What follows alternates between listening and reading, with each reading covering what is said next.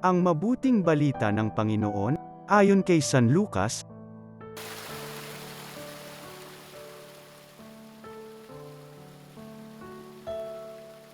Noong panahong iyon, nang may turo ni Jesus sa mga tao ang kanyang aral, siya'y pumasok ng Capernaum.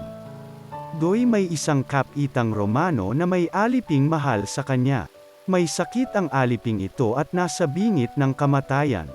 Nang mabalitaan ng kapitan ang ginagawa ni Jesus, nagpasugo siya sa ilang matatanda sa mga Hudyo upang ipakiusap kay Jesus na puntahan at pagalingin ang alipin. Nang makita nila si Jesus, taimtim silang nakiusap sa kanya, "Siya'y karapat-dapat na pagbigyan ninyo sapagkat mahal niya ang ating bansa," wika nila. Ipinagpatayo pa niya tayo ng isang sinagoga. Kaya't sumama sa kanila si Jesus. Nang malapit na siya sa bahay, ipinasalubong siya ng kapitan sa kanyang mga kaibigan at ipinasabi ang ganito, "Ginoo, huwag na po kayong magpakapagod. Hindi ako karapat-dapat na puntahan ninyo sa aking tahanan.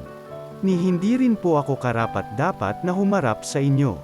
Ngunit magsalita po lamang kayo at gagaling na ang aking alipin.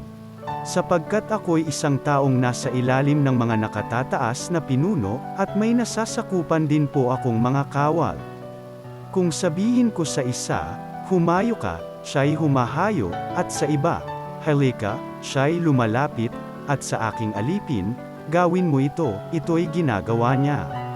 Namangha si Jesus nang marinig ito, at humarap sa makapal na taong sumusunod sa kanya. Sinabi niya, "Kahit sa Israel ay hindi ako nakakita ng ganito kalaking pananalig." Pagbabalik sa bahay, naratnan ng mga sinugo na magaling na ang alipin. Ang mabuting balita ng Panginoon.